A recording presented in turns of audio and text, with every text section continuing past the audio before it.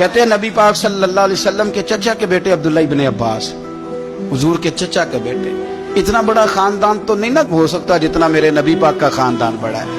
حضور نے دعا دی حضرت عبداللہ ابن عباس کو، لیکن وہ شاگرد تھے حضرت زید بن ثابت کے، ان سے حدیثیں سنتے تھے۔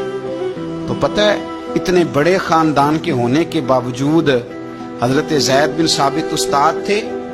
اعلیٰ حضرت لکھتے ہیں ایک دن حضرت زید بن ثابت گھر سے نکلے گھوڑے پہ، جناب عبداللہ ابن عباس حضور کے سگے چچا کے بیٹے نکلے، جناب زید بن ثابت ان کے استاد ہیں، تو شاگرد نے دوڑ کے استاد کے گھوڑے کی لگام پکڑ لی اور آگے آگے چلنے لگے جس طرح کوئی خادم چلتا ہے۔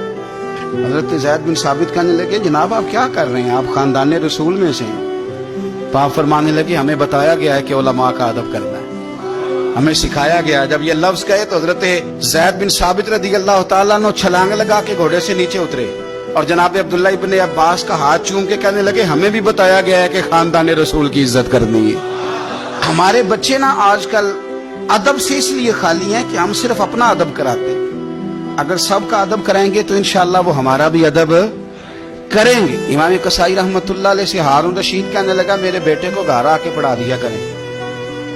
تو آپ فرمانے لگے میں نبی پاک علیہ السلام کے علم کو رسوا نہیں کر سکتا، تیرے بیٹے نے حدیث پڑھنی ہے تو جہاں سب کے بچے پڑھتے ہیں تیرا پتر بھی وہیں آئے گا۔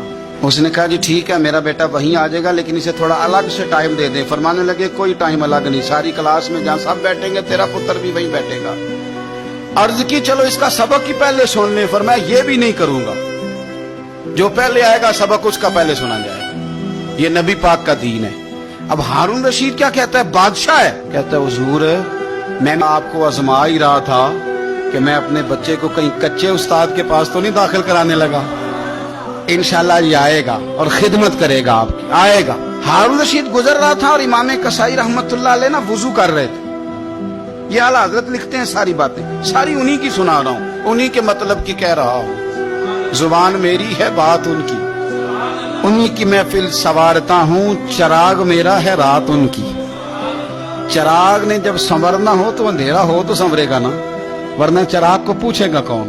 تو انہی کی محفل سنوارتا ہوں، چراغ میرا ہے پر رات، یعنی میرے چراغ کو چمکنے کا ماحول انہوں نے ہی عطا کیا۔ تو امام قصائی رحمت اللہ تعالی علیہ وضو کر رہے تھے، ہارون رشید گزر رہا ہے، ہارون رشید کا بیٹا شہزادہ، سلطنت کا شہزادہ، استاد جی پیر دھو رہے تھے تو وہ لوٹے کے ساتھ پانی ڈال رہا تھا۔ ہارون رشید نے دیکھا تو غصے کے ساتھ گھوڑے سے اترا۔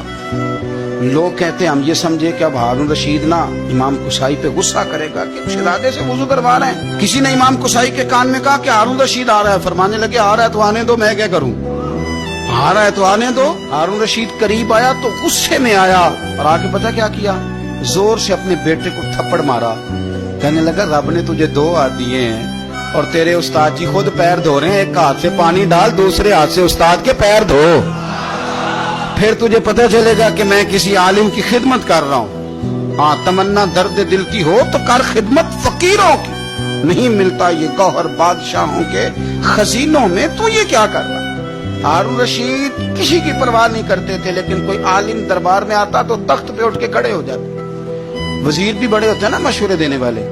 ایک وزیر کہنے لگا حضور اس طرح تو سلطنت کا روب چلا جائے گا، یہ بھی میرے اعلیٰ حضرت نے لکھا ہے، روب چلا جائے گا۔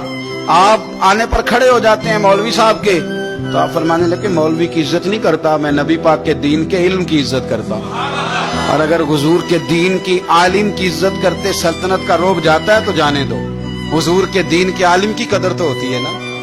تو یہ ان لوگوں کا مزاج تھا۔